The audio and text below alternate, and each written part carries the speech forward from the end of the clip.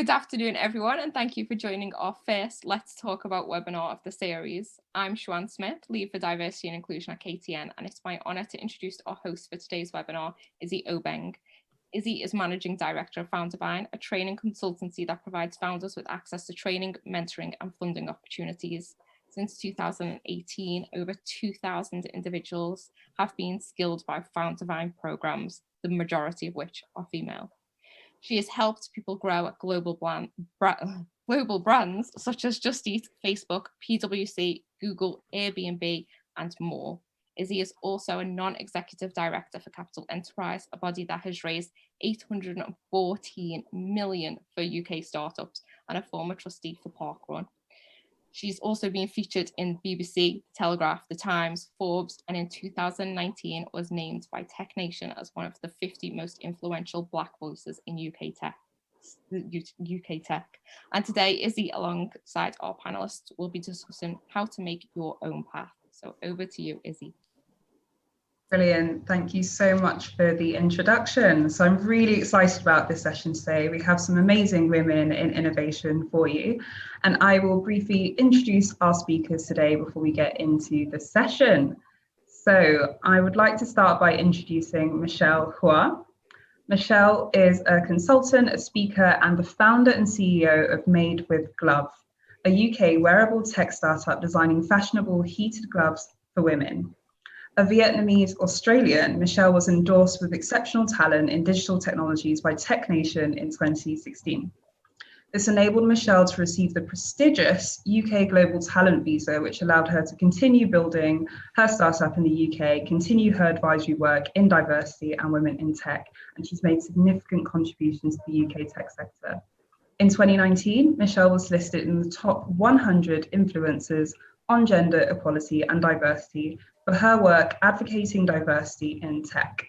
Michelle, if that wasn't enough, is also a commercial solicitor in Australia and New Zealand, and for 8 years has worked across the legal spaces. And that's Michelle. So thank you for joining us, Michelle. Thanks, Izzy. Brilliant. And our next speaker is Sam White. Sam is the multi-award-winning CEO. Yeah, we said we wouldn't use that, Izzy. Of Freedom Services, a UK-based group of companies including Action 365, Pucker Insure, and Freedom Brokers, and Stella Insurance in Australia. Having started her first company in 1999, aged just 24, in her sister's conservatory, 20 years later, she employs over 150 staff with offices in Cheshire, Sydney, and with a turnover of 18 million. Sam prides herself on operating a true meritocracy and is a vocal supporter of equal rights in the workplace. Motivated by a desire to change the insurance industry for the better and level the playing field, Sam is a vocal supporter of diversity, equality, innovation, and above all, making business human. Freedom Services Group's brand promises doing right by you. And Sam is an advocate of doing right by her staff and the wider community. The group also gives time to various volunteer causes in the Manchester area. Sam's also a mother of two, and she established a foundation. What a brilliant CV, by the way. That was a long one. I'm taking you along to parties. Brilliant. My introduction as I walk in the room going forward. I love this. I'm going to follow you everywhere you go, just repeating these words so people know who you are. I will do the same the other way. So I'll finish by talking about Sam's last incredible achievement, which was setting up a foundation with the goal of supporting some of the worthiest humanitarian causes locally, nationally, and internationally. Brilliant. And if that wasn't enough for you guys, I have a final amazing speaker for you this session, and that is Sheena Yu. Sheena is the founder and CEO of medtech startup Ergo. She's passionate about delivering social impact through inclusive design, and she was awarded the Women in Innovation Award by Innovate UK and is an Enterprise Fellow at the Royal Academy of Engineering. Brilliant. Sheena is a double master's graduate from Global Innovation Design at the Royal College of Art and Imperial College London, and before Ergo, her work centred around global issues such as pollution, enabling technologies for the ageing population. These projects have been exhibited worldwide in places such as Dubai Design District, Tokyo Design Week, and Milan Design Museum. Amazing. Amazing. I have such imposter syndrome. I'm so excited about this conversation. Thank you for the intro. No worries, no worries. I hope I did you justice. And this session is really all about making our own path. And I know all three of you have a lot to say about this topic. So what I wanted to start with is getting a bit of insight into your own journey. So I've done a bit of the kind of bio, but it'd be fantastic if each of you were to just provide us with a brief intro to what your journey has been like today as a woman in innovation. So we'll kick off with Sheena. So my journey today, actually, so Ergo is a medical hardware company, which is, from my experience, quite rare in this journey. So having to find support was actually, in the beginning, was quite challenging. But I think we've been very lucky, first supported by the Royal Academy of Engineering, and then the James Dyson Foundation as well, supporting innovation, companies that have deep IPs, potentials, and then those helped me to build up the technical bits of the business. And then it got to a stage where I feel like now we're at the time where we need business support, and women innovation came in such a great time, because then it's got such a nurturing network of all the amazing female founders in the past, and then also the mentors, and then that kind of give you that support network to teach you, okay, if you want to scale your business and establish this infrastructure to really build a sustainable business, how do you do it, and all this program. So I think my journey, I've been very fortunate that it came on stages, and it helped me, because I'm a first-time founder, helped me to learn in phases and not be, oh my God, I have to learn everything in one go. I can focus and be really bolt down into the details of making sure the R&D is done, and then business case. So yeah, my journey has been quite structured, actually. Although there are chaoses along the way, but you know what, in general, I think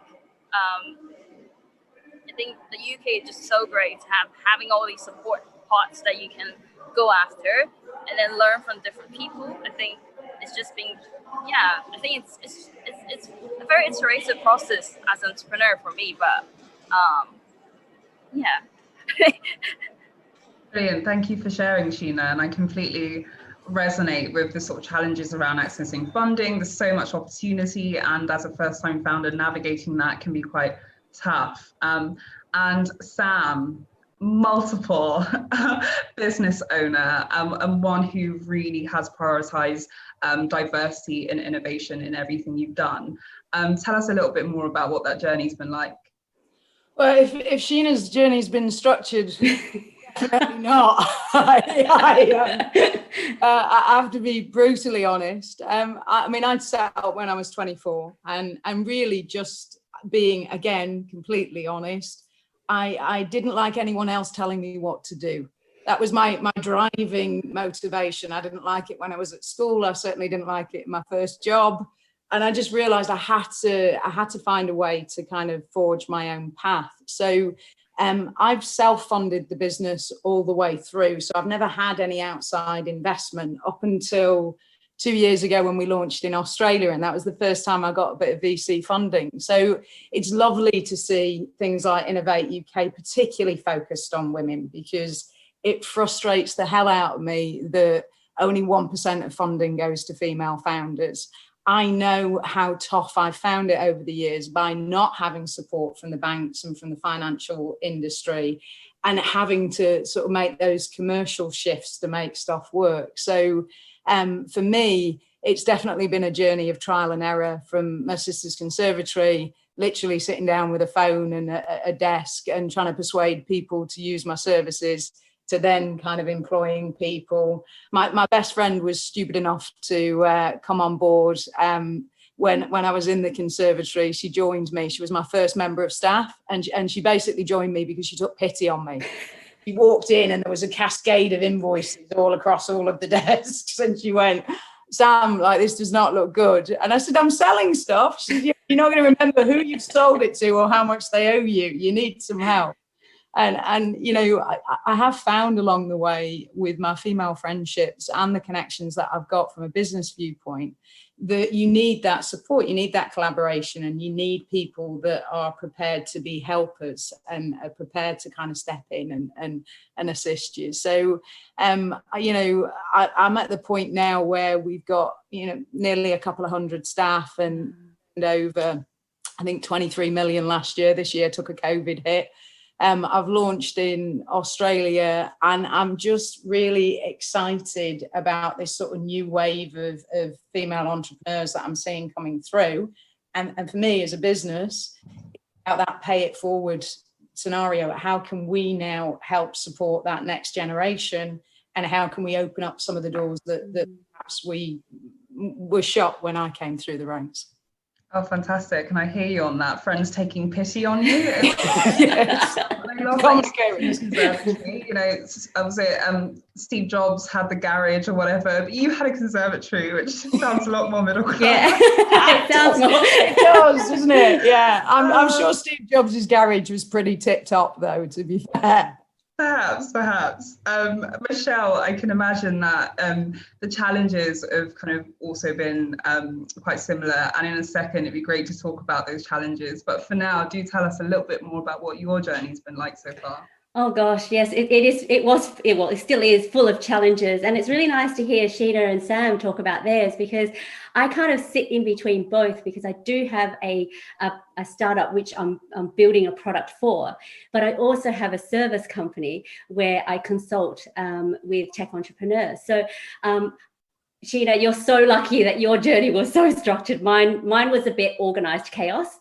I just had to go with the flow and go where I could, just to get to the next step. And sometimes, you know, it's like a journey. You think you're going from A to B, but you're going from A to C to D to F to G and then back to B. And it's just the way that I think startup entrepreneurs, especially first-time founders, which I was, or I am, you just have to do that until you figure out the best way forward for you. I've been with Made with Glove for 7 years. I thought I was going to build a product in 2 years, but 7 years later, I'm still here. But I've learned so much along the way. The main things I learned was, you know, investment is not for everybody. I think with tech entrepreneurs, especially, there's so much hype on just get investment, but really, is that for you? And for me, grant funding and researching with academics is the best, the way forward for me. And that took me quite a while to understand. But I'm here now, and I wouldn't take it back. I have to. And like Sam, no one tells me what to do, even though it takes me 7 years. I have to do it myself in order to learn and figure it out myself. That's just me, and obviously Sam as well. Yeah, absolutely. Recurring theme when it comes to entrepreneurs, just being like really difficult to manage, and I like to refer to it as unemployable, Izzy. Unemployable, that's what I am. Ah, right, makes so much sense. But all of you have kind of touched on, you know, what it means to navigate these spaces, and you've touched on the challenges around funding. Sam, you've mentioned that you've raised significant funding over time, and I can imagine that hasn't been without its humps as well. So in terms of challenges, it'd be great to hear from you, Sam, and from you, Sheena, sort of building on what Michelle said about the challenges of funding. What has it been like for you? We'll kick off with Sam. Oh God, I have had a torrid time with funding. It's one of my pet rants. So if you want to get me ranting, you get me talking about the banking industry in the UK. Unfortunately, because I don't have private equity behind me, currently I can rant like that and nobody can tell me not to. My first bank manager I went in to see when I was 24 and asked for, I think it was a loan for 40,000. He spent about an hour explaining the concept of gearing to me in terms that you might use for a small child, which was, you see, the thing is, Samantha, I lend you £40,000 if you in fact have £40,000 in a bank account that the bank is able to access. And I remember as a young person sort of thinking, well, that clearly doesn't make any sense, does it? I mean, if I had 40,000, why would I borrow it off you?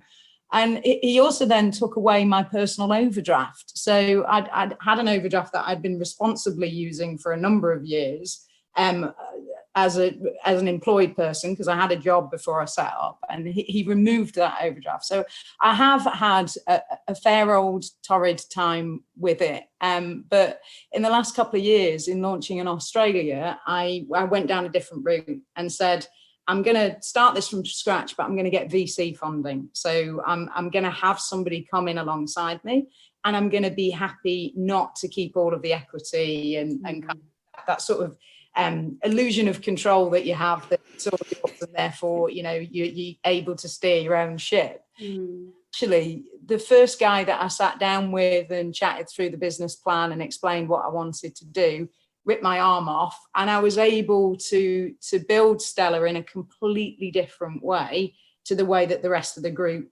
has been formed. And you know, both are valid. You know, you say that there's so many different ways that you can build a business, and you know, I can't say that one is better than the other.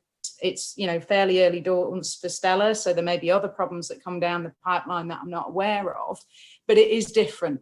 You know, I've had time to be able to properly map out the products. In the UK businesses, I've always had to make money to be able to spend it.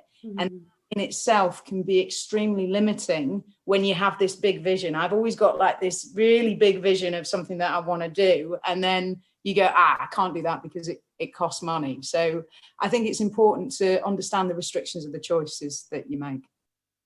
Absolutely. And sort of the tension between going to different forms of funding. And Michelle, you mentioned, you know, going for grant funding and not stressing yourself out, necessarily going for other forms of kind of equity funding and the like. Sheena, you've taken quite an interesting path in terms of raising funding for the business. What's the journey been like so far? So again, everyone, sorry about the background noise. I am on the go because I think that kind of is a lot like my fundraising journey. I feel like I've probably pitched to hundreds of investors in London. And that's because not every investor understands medical hardware is very risky. And so it takes a lot of really good storytelling to really get people to understand the vision ahead and not just the road ahead, if that makes sense. It's just like, yeah, we're always molding that story, and we the investors that end up coming on board are actually quite strategic. So we have a lot of manufacturers who sit on our shareholders, who are our shareholders, and they bring in different expertise, and then also impact investors who had experience with disability, especially, and come on board as well. So, oops, I just drop off. So yeah, so. We're still finding it hard, and that's why we're also actively looking at grants and competitions out there that's socially focused to help fund the business. But I think just something I've learned as well, I think my team played a huge role in how we could really maximize the investment we raise in terms of having a great output by bootstrapping, but also just working really smartly about how the funding and the budgeting is allocated to different phases of development, because hardware, everyone knows, upfront capital is very high, so we'll never have enough money. So how can we be smarter about it? Yeah, so just besides just fundraising, I think that's also an important thing, managing budgets. Yeah, and I don't think it would be a session on entrepreneurship if you weren't on the move, so no need to apologize for that. And you're a woman who's, you know, busy about town, and you know, what you said there around the challenges being, you know, across the board, it's about, you know, your leadership and about people and fundraising and all that good stuff. That takes time, and it'd be great to understand a bit more about the tools and the techniques and the ways of working that have helped you along the way, particularly with regard to your own leadership, having to manage large teams. Some of you are managing kind of multinational teams. What are the tools and techniques that have been useful along the way? Michelle, we'll kick off with you on this one. Well, I'm a sole female founder. I only have one person in my team, which is me. But more recently, I received a bit of grant funding to work with a team of academics at the university. University is quite an interesting, and working with academics is quite interesting because they have their own set times and they're restricted by university policies and procedures and everything. And to an entrepreneur, that's very foreign to us, because if we want to make it happen, we will make it happen irrespective of what's in our way. But it was quite interesting because in the first 5-6 years of my journey, I worked as an entrepreneur with a lot of other people and really struggled understanding how universities work, to the point where I actually took a break from my startup and went into work in a university. Because I had to understand, I had to know what their barriers were. And when I did that for eight months. I covered a maternity role.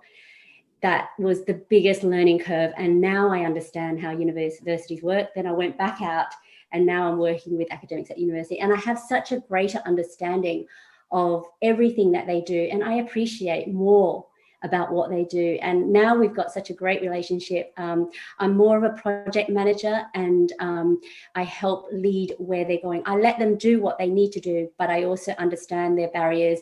At the moment, they're trying to get into a lab, but COVID's, so that's fine. And I'm not going to push that, obviously, because I can't. So that's the main thing, is understanding who you're working with and appreciating it at the same time as trying to get them to understand how you work as well. Brilliant, thank you. And Sam, I'm fascinated. You wear so many hats, and so inevitably, I'm sure there are lots of different tools and techniques you use, because you can't be everything to everyone everywhere. And so from a leadership perspective, what are the tools and techniques that you have found useful in terms of managing your team and running the businesses that you run as well? Yeah, I mean, I probably should sell one of the businesses soon. Somebody said that to me the other day. You can't keep setting up new businesses. This is not going to work. Yeah. You know what? I think one of the things that probably works in my favor is that I have a very narrow skill set, and I'm very aware of it. I was dyslexic as a child. So, you talk about, Michelle mentioned the A to B to Z. Yeah, X. Actually, that's the way a dyslexic's brain works. Like you can't follow the process. If somebody says to me, here's the process, follow it, I'm like, I have to make my own path. And I sometimes find a different way through it because of that dyslexia. But that's a bit of a nightmare for other people. And I know that about myself. So the biggest thing for me early doors, even from the moment that Ellie walked in and said, what the hell's going on? You've used the company checkbook to buy Chinese food, is ignoring the fact that there's lots of stuff I'm not good at, and then empowering other people to do it. And I think that, in combination with hiring people that are better at the explanation, it is really important for me, because I will have a big vision and I will jump on a plane and go to Australia and say, why not? Why can't I set up a business over here? And everything's possible and everything's doable. But the people that are working with you, plans and instructions, and that isn't something that I'm particularly good at. So I've always worked really closely to fill in the gaps with those skills that I don't possess. And then the next key thing has to be the trust and rapport that you have with those people. So you talk about international team. My general manager, I hired over the phone and then organised for her to fly from Sydney to the UK. And I asked her, and some people may say this is a bit intrusive, but I said, do you want to stay at the house with me and my family? And she stayed with us for a week. And in that week, we got to know each other properly.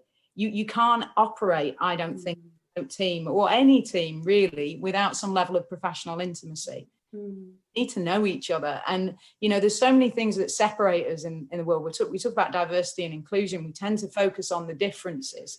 And actually, for me, for a team to really perform, you have to find the stuff that connects you. you know, what's the ideology that you all have that's the same, that doesn't make any difference where you went to school or what your nationality is. That's the bit that matters. So you know, for me, you know, hiring the right people that can do the stuff that I can't do, but also making that really deep level connection with them and making them make that with each other is really important. Can I work with you, Sam? Michelle,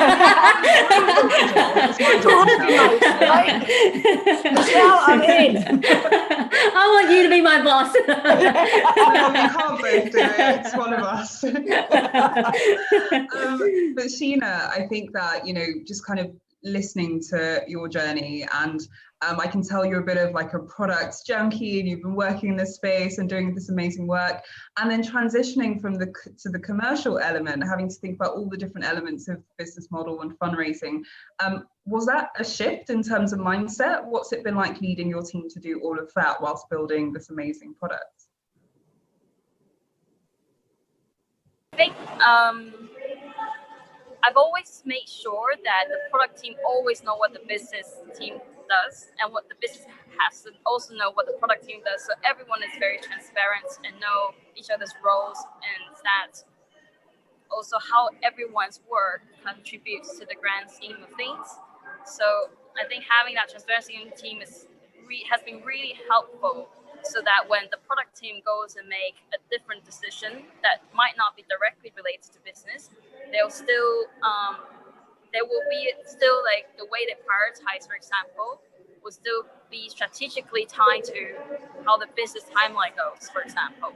Like I think that's been really helpful. And then in my role, I think even my team can see that like wearing different hats all the time. And then I have to think very quick in parallel in terms of understanding that maybe product development would take longer, but the business needs this to be done at this time. What is the compromise we can take to find a middle ground that we do not miss any deadlines? I feel like that is one of the things that I'm starting to pick up and do better at, but it really requires a lot of time because we are still a very small team. So something that I'm still learning, but then to be fair, I think because it's like your baby, like you always, the vision is always so clear. It's like I know like the light at the end of the tunnel is this direction, and then so I think that has like a guiding, somehow unconscious guiding post that keep pushing us towards that road. Yeah. I hope that answers your question. I feel like I just kind of went on a different tangent. That's no, really useful. I think what you said around, you know, as a business leader, almost having to be a translator between products who speak a certain language and business who speak a certain language, and getting both of those teams to recognize the importance of each other's work. And that in itself is like a huge skill that as leaders we need to build. And what I've got from all of you during the conversation when it comes to tools and techniques is that when you're starting out, you leverage people and resources as much as possible. And I know before this call, when we spoke, Michelle, you talked about free co-working spaces, cheap travel to London, cheap accommodation, free webinars, free government support. Free. Yeah. And so all of us kind of rely on people and organizations, you know, like KCN, sort of being part of our journey and supporting us along the way.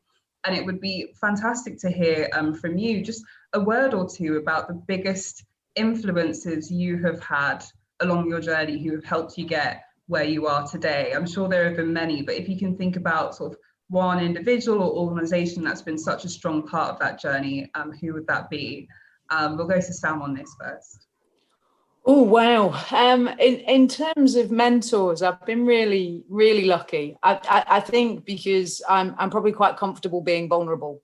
So I don't have any problem at all going, I'm completely out of my depth. Can you help? And as I say, I mean, my general experience of humanity is that if you ask for help, people will help you.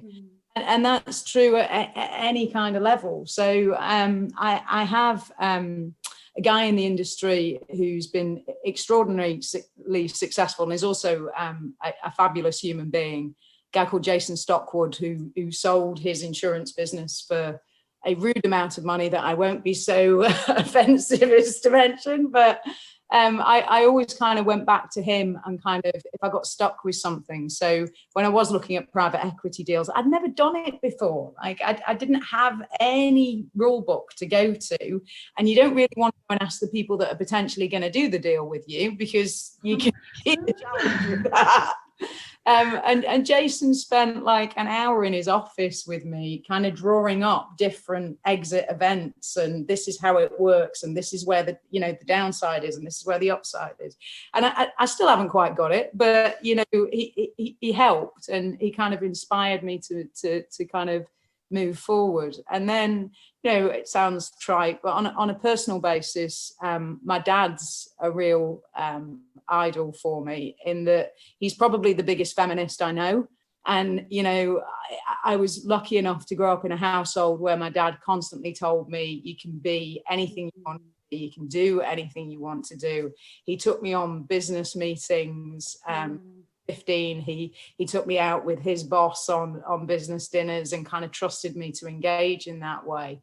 And I think that that's really important. When I look at female entrepreneurs, I don't just look to other women to support them. I say, fathers in particular have a huge role to play in kind of giving that confidence to daughters to say, you can go out in the world, and you can do any of the things that you want to do.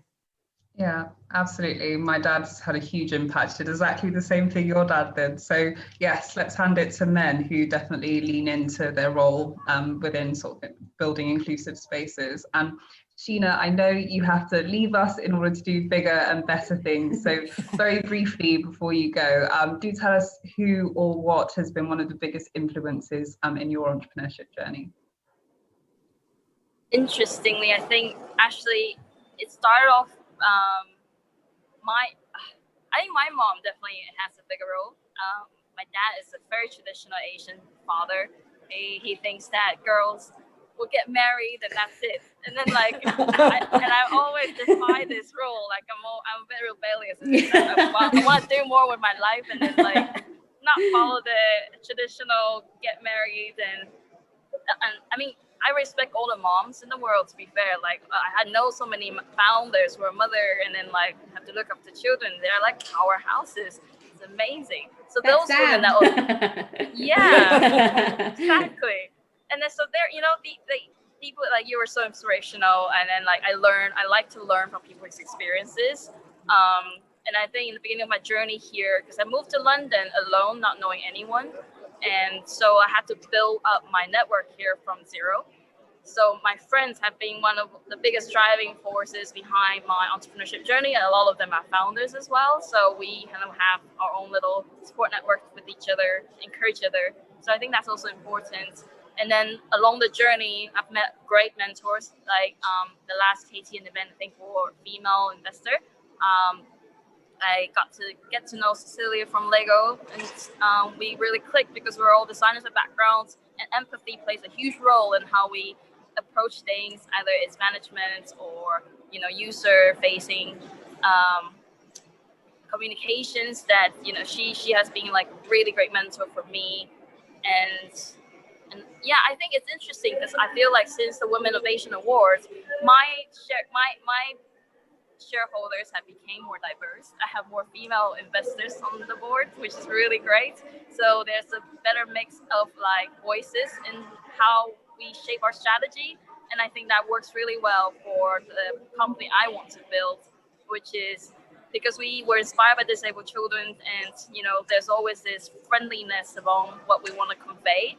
And so having a more diverse board to help making decisions, I feel it's more familial in every engagement we have as a business externally. So yeah, again, I'm going on a different tangent again. No, but all of that super useful, and I think the point you make about the importance of having a diverse board and having multiple voices at the table and the impact it has on your company, that's the business case for diversity, right? And I think we often complain about the lack of inclusion within the venture capital space, and we need a lot more women in decision-making roles and investment spaces, and you're a great testament to that. So thank you so much for sharing that. And Michelle, in terms of, you know, role models of people who have had a huge influence on you, who would they be? I've had quite a few because, you know, as entrepreneurs, you lean in and you ask different types of people, because it's a bit unfair asking one person all your questions. You'd like to, but I had a mentor who I actually met at the Wearable Tech Show, my first Wearable Tech Show, and she did a presentation on e-textiles. And that was such a new thing. And I went and spoke to her afterwards. And she was actually from Lancashire in the north, and I was living in Manchester at the time. So even there was a connection. And then she gave me so much of her time. It was really literally 10 minutes, and there were like lines of people waiting behind me to talk to her. But she spent 10 minutes quickly explaining how she could help me, because I said, I'm designing these gloves, can you please help me? And she took the time, and then we actually bumped into each other at another event in Manchester, and that was it. We knew that we clicked, and she basically became my mentor. She supported me for, you know, a number of years just to get me going. And it was really nice. And I was always very appreciative of that. And she introduced me to her international network. That was really important for me.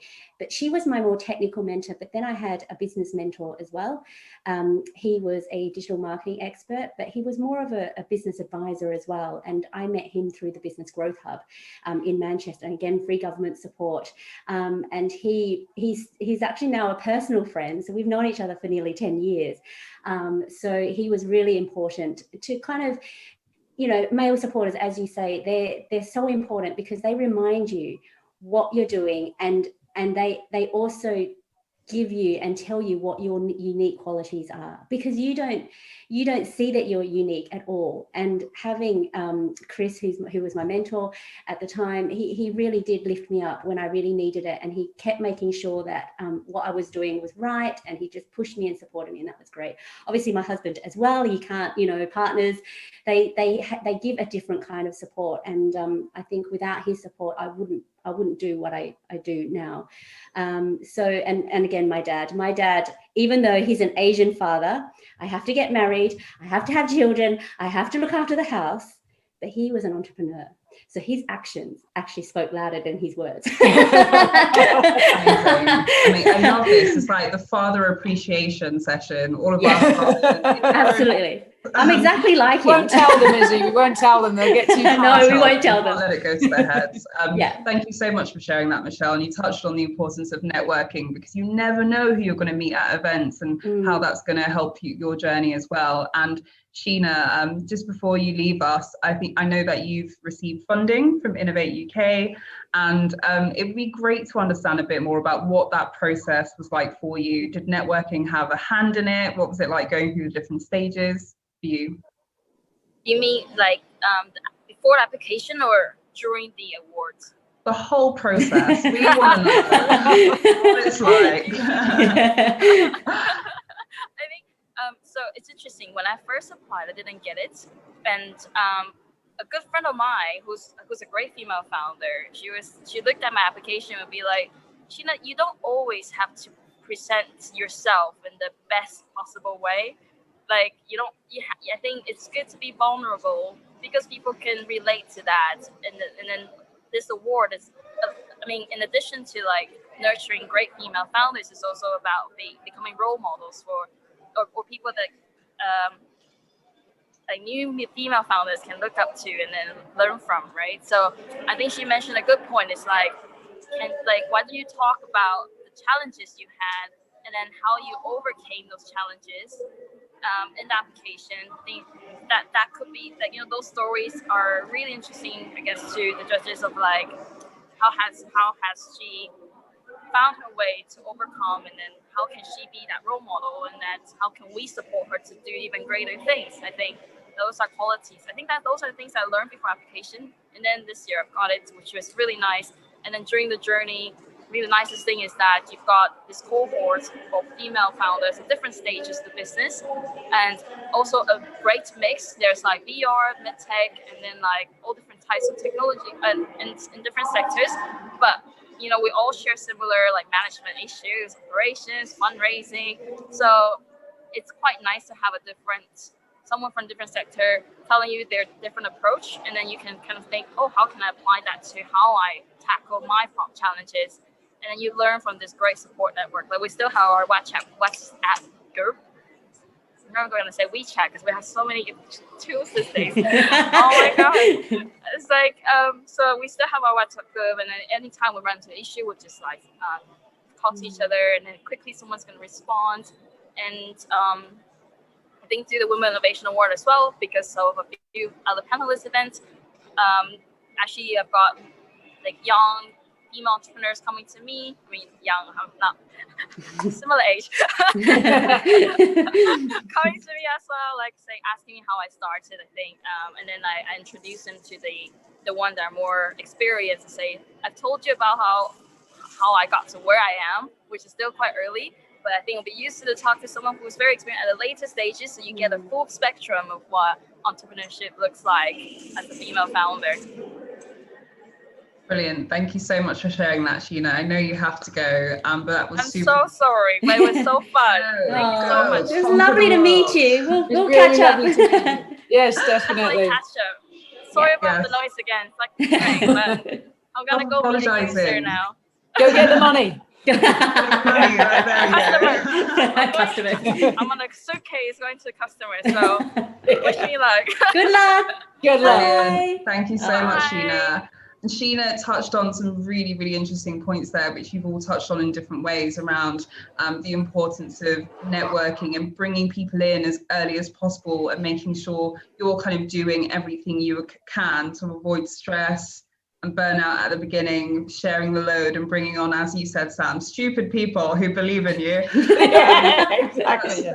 That's so important, right? So question for both of you, just around the things, if you could look back, you wish you knew to avoid completely, and the advice you would give for others of things you should avoid doing when you're going through the process of kind of building your products and setting up the business. Who wants to come in on that first? Go on, Sam. Go first, Michelle? No, you go. I've got a fairly long list, Izzy. I have made numerous mistakes. I tended, and probably still do, to make life more difficult for myself than I need to. Probably, whilst I'm quite happy to ask for help, I do have a tendency to kind of try and do it myself in terms of battling on with stuff sometimes that maybe if I took a step back and slowed down a little bit, I'd get a better output. So I've learned over the last few years that I don't have to do everything the second it lands on my desk. I don't have to, I tend to jump straight to make a decision. I need, because it's that forward momentum, right? It's that kind of, I need to be on to the next thing, the next thing. And so from a professional viewpoint, I'm trying really hard to pause and just make sure that I have a full understanding of the problem or the challenge before I start tackling it, because that I think has certainly been a weakness for me. Not procrastination, definitely too much action in certain and personally, I've learned to take much better care of myself. In my 20s, I suffered horrendously with panic attacks. And a lot of that was that I just wasn't physically taking care of myself. So I was smoking like a chimney. I wasn't doing any exercise. I was eating nothing but junk food. And whilst I was doing well professionally and the business was growing and, I was able to buy all these nice flash cars, physically, I was an absolute wreck. And it probably in my 30s, I started to realize how important it was to start from a baseline of me being in a good position to then be able to build everything above that. And that was something that I really didn't realize. Yeah, and I can imagine just so easy to forget to look after yourself when everything's going at 1,000 miles an hour. And I'm really curious about that kind of the desire for action all the time actually leading to a lack of prioritization as well, which I think is something all entrepreneurs kind of have a bit of a challenge with. Do everything now, everything's important. Michelle, over to you. Absolutely. I think, Sam, you've ticked all my boxes as well. Definitely avoid thinking that you have to do everything. For me, because I came from a legal background, into the tech world, I knew absolutely nothing. All I knew how to do was network really well. Because just like Sheena, I came from Australia with a legal background, went into the tech community in Manchester and went, right, let's do this. That's quite a shift. I work in Oz, and Australia to Manchester tech is a bit... Exactly. Whereabouts in Australia were you? I lived in Perth. Ah, gorgeous. Yeah. Yes, so very isolated. But I went from Perth to New Zealand, to Melbourne, back to Perth, then to the UK. So I won a hackathon in Manchester. And that's what kickstarted my whole business. And I was like, right, I can do this. Oh my gosh. Now, 7 years later, I'm still doing it. But at the same time, it's one of those journeys that you just, I'm sorry, but I just feel like I have to keep saying, you just have to go through it. Because as a first-time founder, you still have, being an entrepreneur for me is more about the journey. I entered entrepreneurship in my 30s. So I was late to the party, but I feel I did have a lot of expertise. But I was still, being from a very traditional Asian background, I felt that my life started really when I became an entrepreneur, because I was forced into situations which I would never, ever put myself into without, not having the opportunity of being an entrepreneur. So and then that's why you think you have to do everything, because I felt like I had to learn everything really fast. And I did. I managed to do it, but I did burn myself out. In the first year, I completely burnt myself out. I decided to put myself on a raw food yoga retreat. Yeah, it sounded like a good idea. I do those all the time. Well, it was in the middle of winter. I didn't think that through, because having raw food that's not cooked, that's cold in the middle of winter, where I don't have much fat on me, so I was freezing. But what it did do was it took me out of my everyday, my house. I went to Yorkshire, to a beautiful house, met with these lovely ladies, and we just chilled out for 5 days and did yoga and ate raw food and talked about what meat we were going to eat at the end of it. And so that's when I realized I really need to look after myself.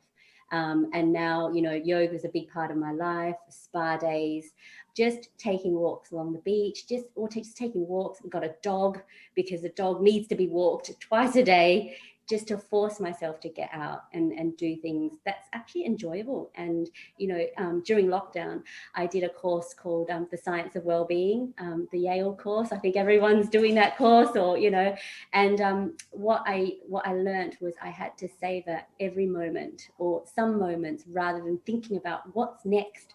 Because as a lawyer as well, we always think about what's next, or as an entrepreneur, I don't, enjoy the moment.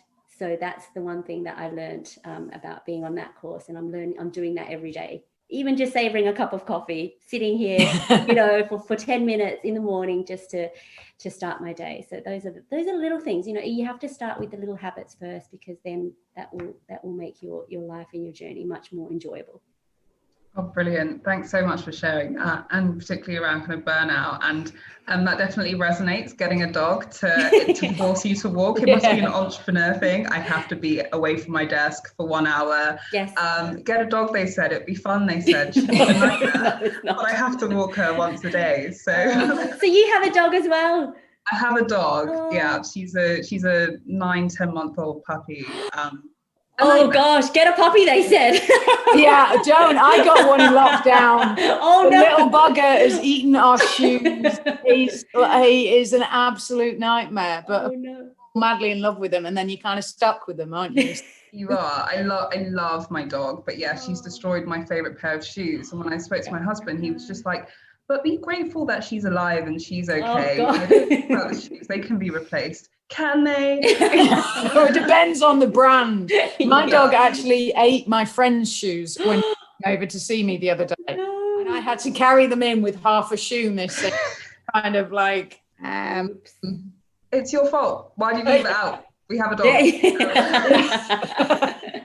Interesting strategy. I like that, Izzy. But Sam, just Michelle's touched on burnout a lot there, and mental well-being. I think all of us have had moments where we're standing on the edge of a cliff and we have to just step away and realize, you know, that email doesn't necessarily need to be sent today. That deadline, you know, if it's going to push you over the edge, don't do it. And, you know, taking that step back. And you mentioned going on your own retreats and what it was like before, maybe not eating so well or looking after yourself so well. So what has mental well-being been like for you along that journey, and what advice would you give for entrepreneurs of, you know, being able to step back from the cliff if they're ever on the edge of burnout? It's, you know, for me, the put your own oxygen mask on first analogy is just so true. Like, if I'm not good, and, you know, certainly in my 20s, I was probably reasonably self-destructive. I do have a wild streak. I can go off at tangents on occasion, and everything escalates off the back of that. If I, you know, don't take care of myself and end up in in that sort of mentality, then I'm not the best version of me in any respect. And I think, you know, we do as entrepreneurs probably have that sort of self-punishing, which is, you know, I would go out till 4 o'clock in the morning with clients to try and get a deal in, and then it was I've got to be at my desk at 9 o'clock because I'm not going to let that interfere with this, and, you know, I'm strong enough to handle this, and blah blah blah. And then suddenly you end up having panic attacks because you've completely burnt yourself out and you've burnt your candle at both ends. And actually, I just started to realize that nobody's watching. Like, there isn't. I'm not even religious. That's so true. It's like nobody is sat there going, do X, Y, Z today. And it kind of takes a load off for you to go, all right, well, nobody's watching and I don't have that pressure on me. How do I want to feel? And I want to feel happy and calm. And I want to have quality time with my children and with my friends. And I love what I do. I mean, I love the businesses. I love starting new things and I love getting engaged, but I don't love it more than the people in my life that are important to me. And if you start prioritizing your time around the things that are actually important to you, I think everything else comes into space. I am way more productive now than I've ever been, but I exercise every day for an hour in the morning. It's in my calendar. It's, you know, it is booked in as an appointment. It's not something that can be shifted or moved because there's an urgent call. The urgent call can work around that time slot, you know, or I'll move that time slot so it's slightly earlier and it all works. But I make that commitment to myself. You know, sad as I am, I need sleep. I like an early night. You know, and if I exercise and I sleep well and I make sure that that I eat reasonably well the majority of the time, I'm good. And, you know, and if I then layer that in with making sure that I have got time for the people that I love, then everything works for me. And I just think we have to take the pressure off ourselves, and also just kind of in all aspects, the first question you should ask is, how does this make me feel? I really like that, asking yourself that. And I wonder that piece around also getting other people to ask you that. One thing for me is I recently started therapy, and I also have a coach who I work with, who's like more of the business side. And both of those things together have forced me to ask myself why I put myself into these situations. And, you know, I was living in London and had massive burnout, and I go through periods of insomnia. I always felt like I couldn't tell anyone about it because I wouldn't be being a good leader if I acknowledged that I couldn't go at 150 miles an hour all of the time for my clients, for my team, for my stakeholders. And that pressure that we put on ourselves, and like you said, nobody's looking. Nobody cares. That's so true. No one's looking. It's so true. And I think that piece around other people holding you accountable, whether that's a partner or a best friend, or if you go down the route of having a coach or therapy, is so important. In terms of accountability systems, have either of you got someone in place that you work with? No. Go on. No, you go. No, I mean, I've broken a few therapists over the years. I've tried various different systems and methodology. I do have a professional coach at the moment who is actually a trained psychologist, so I get a bit of both out of them, but I recommend it so highly. I say to everybody, even if you think you're completely well balanced, you probably aren't. You should get some therapy. I wish other people would get more therapy, because absolutely we'd all function better as a society. Yeah. So important. And we're coming to the end of our session, but Michelle, in a word, just quickly, anything? Yes, yeah. My husband actually has now been appointed CMO. He's the Chief Michelle Officer. Because he sees what I do. He knows what I do. And I can't, if I had a therapist, well, I do have a coach, I can lie to that coach. I can't lie to my husband because he can see. So that is his job, and he's very good. He's very quiet while I'm very extroverted. So he's tasked with making sure that I am okay. Amazing. Yeah. Amazing. I need to get a CIO in my husband and see how he does. But thank you both so much for this session, and Tashina for joining us earlier. It's so important that as women in these spaces, we have opportunities to talk about some of these experiences and to be candid. And so thank you so much for sharing your journey with us, for the KCN network. If there was kind of anything I took away from this session, is that we need to be more vocal. We need to put our voices forward, and we need to ask for help as early as we can on that entrepreneurship journey. So thank you so much for sharing that. And I'll hand over to Shuan from KCN to close the session. So thank you so much for hosting today's webinar, Izzy, and to all of our fantastic panelists, Sam, Michelle, and Sheena, and for the brilliant discussion, sharing your stories and all the great laughs on today's session. I'd also like to thank everyone who's joined us online today. Our next Let's Talk About webinar is taking place on the 14th of October, where Deborah O'Clainer, founder of YSYS, will be joined by some more fantastic panelists to talk about not being alone. And we hope you can join us. If you'd like to keep up to date with all the Women in Innovation news and events, please do sign up to our newsletter or visit our program page. And remember that the Women in Innovation competition is now open to apply if you're interested. So once again, I'd like to express a massive thank you to Izzy Obeng for hosting a wonderful session today, to our fantastic panelists, and for everybody that's been joining us. And I hope to see you again next time. Goodbye, everyone. Thank you. Bye. Bye, Thanks, Izzy. Bye-bye.